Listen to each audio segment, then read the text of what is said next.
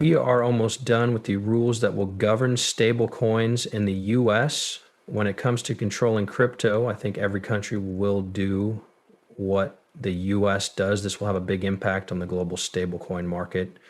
Since more and more countries are becoming crypto friendly like the US, this is starting to happen, which makes me very happy. But I want to talk more about what the US Treasury is doing and how it affects Rod right now. So calm down. Hey everyone, welcome to the group. My name is Nick. For those who are new to the show, in the movie, this is my brother. You do in fact sign up. May 2 was the big day. The US Senate is getting ready to act on this stable coin bill. As you all know, this is a smart plan. Senate might vote soon on a bill that would make rules for stablecoin producers in the U.S. Senate Majority Leader John Thune, a Republican from South Dakota, started the process to speed up the Genius Act, which is the Senate's version of the two similar bills that are moving through both houses of Congress.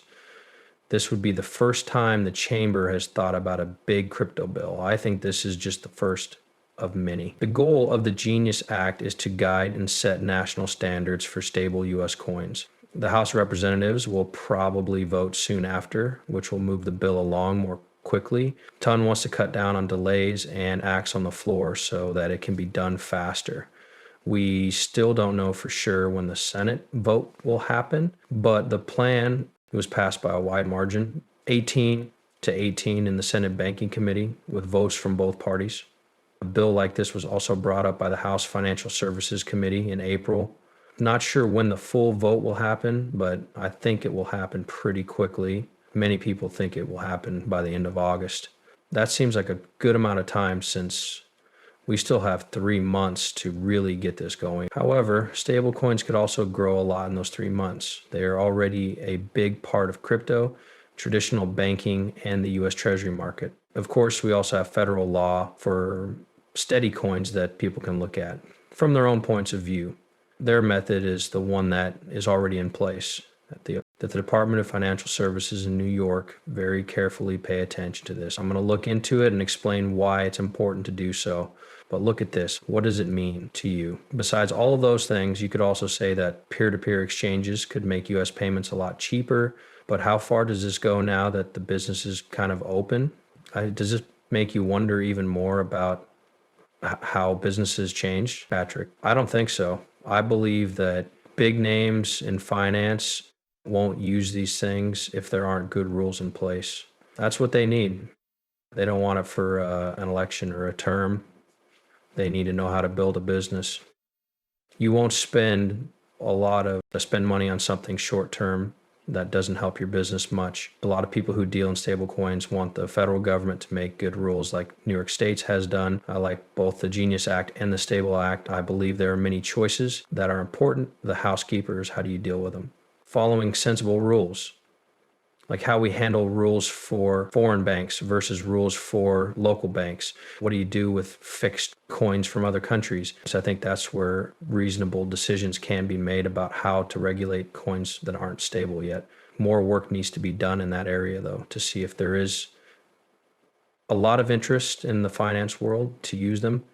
These goods, I mean, what do you still not know? You've given such clear dates for things like when you think the market structure bill will be passed. In the future, what do you think will happen with stable coins in the US? I think that the Genius Act and the Stable Act have rules that are about 75 to 85% the same. The same rule, I think there are a few things that make it hard for you to handle it.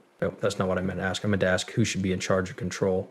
Much of what we did in the last Congress was affected by the political views of the people who were in charge of rules.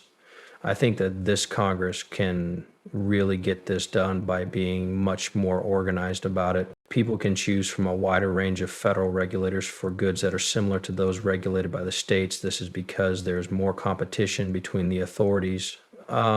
In his speech, Patrick McHenry mostly talks about how things are moving forward and how many groups are now working together to really get things going. Really, that's what we wanted to happen.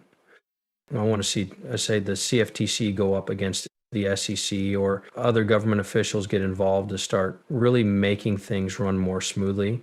That's exactly what's happening now. Their current plan is being used for this plan by the New York Department of Financial Services because they're very strict. Again, we'll look at Rod because Ripple is in a very special place right now. Everyone is talking about Circle, but no one is really talking about ROSD in terms of how controlled and legal it is. That was in December. And Brad Garlinghouse told us that ROSD has been fully approved by the New York Department of Financial Services. Okay, we have proof that getting permission from the New York Department of Financial Services has another benefit. What kinds of blockchains can businesses that hold its trust code use? It's very picky about this. So far, the government has only taken Ethereum and Solana. Paxos uses these two cryptocurrencies to make the PayPal USD stablecoin and its own Paxos platform. Dollar Circle doesn't have to follow the same rules when it comes to blockchains because it is not a trust business. If the New York Department of Financial Services agrees, this means that controlled tokens can be made on the XRP system by more than just Ripple. Other businesses can do the same thing with a lot less trouble. It's really cool. The next line is what we look at. Because Ripple is focused on institutions, USDC is generally thought to be safe and regulated in terms of structure. Not having a trust code is a flaw also. It's becoming clear that rules will be made for stable coins based on the way things work at the New York Department of Financial Providers, but it also makes ROUSD and Ripple different from each other. This is a very good sign. Besides that, let's go over here. Stablecoin is supposed to be worth $2 trillion, 0 cents by 2028. It really does come from the U.S. Treasury. The U.S. Treasury is talking about this.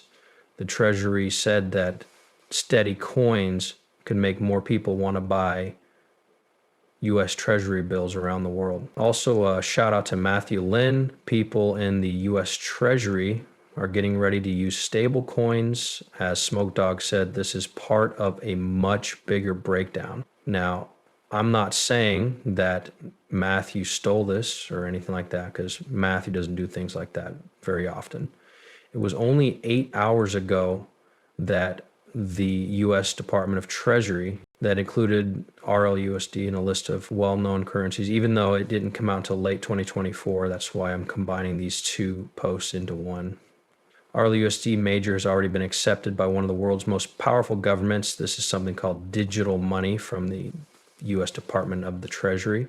We have the full story here about the Genius Act and all the big changes that are happening with stablecoins in the U.S. Here is where you can find the short explanation. I could quickly open this in a new tab to make sure you can see it. Take a look at the stablecoin market below. They only talk about what's going on in a general way. Their market value